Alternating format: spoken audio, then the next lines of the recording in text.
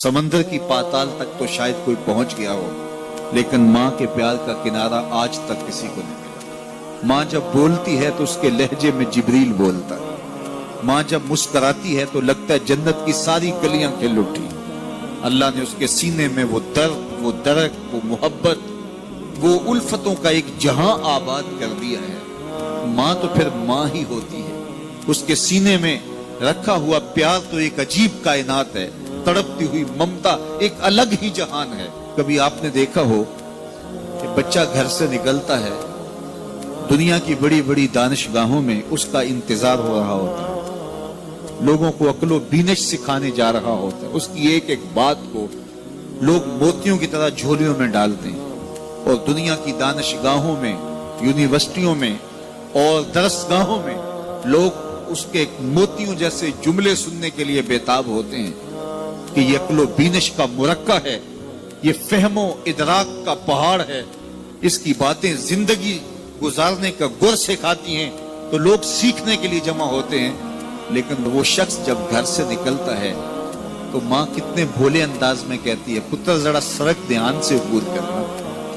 जो दुनिया को अक्लो बीनश का सबक सिखाने जा रहा है, उसको ये भी नहीं पता कि सड़क कैसे अबूर करनी है।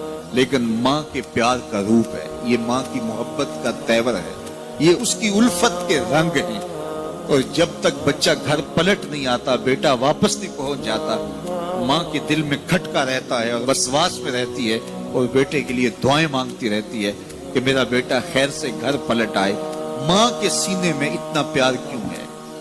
दुख झेल लेती है, तकलीफें गवारा कर लेती है।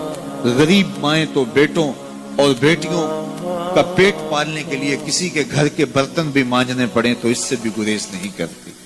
तकलीफें सह लेती हैं, अजियतें गवारा कर लेती हैं, लोगों की गुलामियां कबूल कर लेती हैं। माएं अपनी औलाद के लिए क्या कुछ नहीं करती। माँ को अपनी औलाद से इतना प्यार क्यों है? एक ही जवाब है, इसलिए कि माँ ने औलाद को जन्म दिया है। मेरे जुमले को दिल के कानों से सुनना। जिस माँ ने जन्म दिया है वो इतना प्यार करती है, तो जिस रब ने खलक किया है वो कितना प्यार करता है। जन्म देने वाली के प्यार का ठिकाना कोई नहीं, तो जो खलक करने वाला है उसके प्यार का अंदाजा कौन कर सकता? तो माँ गवारा नहीं करती कि मेरा बेटा भूखा रहे, तकलीफ में रहे, बेटा भूख में तड़पे, तो माँ बेचैन हो जाती है। तो जो 70 माओं से ज्यादा प्यार करता है, उसने कैसे गवारा कर लिया कि मेरा बंदा भूखा रहे? सहरी का खाना खाया है, कड़कती दोपहर है, बरसती गर्मी है, जुबान पे पिपड़ी जम गई, हलक खुश्क हो गया, खाने के लिए पीने के लिए सब कुछ मुयस्सर है, लेकिन कहा नहीं एक घूंट भी नहीं लेना। वुजू करते भी एहतियात करना है, हलक से नीचे कोई कतरा उतर ना जाए, कुछ खाना भी नहीं। 70 माओं से ज्यादा प्यार करने वाले रब ने ये कैसे गवारा कर? इस मसले को समझने के लिए फिर दोबारा माँ की आगोश में आना पड़ेगा। बेटा बीमार हो गया, माँ डॉक्टर के पास ले गई, उसने दवा तजवीज की, सिरप लिखा, वो कड़वा था, बेटा पीता नहीं। माँ ने जबरदस्ती उसको लटा लिया, उसका हलक खोला, मुंह खोला, उसमें कतरे सिरप के टपका रही है। बच्चा चीखता है, रोता है, लेकिन जूजू वो कतरे हलक से नीचे उतरते जाते हैं, माँ के चेहरे पे तमानियत आती जाती है। क्या माँ सफाक हो गई है? नहीं। माँ की ममता छिन गई? नहीं। वो जो बेटे की आंख में आंसू नहीं देख सकती थी, वो तड़पते हुए बच्चे को देख के मुतमईन क्यों है? क्या माँ की ममता रुखसत होगी? जवाब नहीं। तो फिर क्यों माँ इतनी खुश है? कहा बेटा नहीं जानता, माँ जानती है। चंद लम्हों की तकलीफ है, कुछ लहजों की कड़वाहट और तलखी है, लेकिन ये सिरप जब मैदे में उतरेगा तो नतीजा शिफा की सूरत में बरामद होगा। माँ की निगाह इस कड़वे सिरप पे नहीं, माँ की निगाह नतीजे पे है।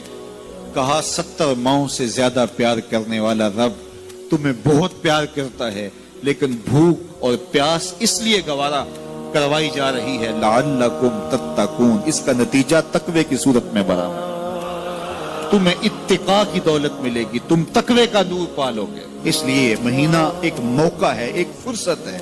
हम इस फुर्सत को गनीमत जाने और अपने नफ्स को काबू में करें। रोजा हमें बहुत कुछ सिखाता है, इससे वो सब कुछ सीखें और अपने मन को संवारने की कोशिश करें।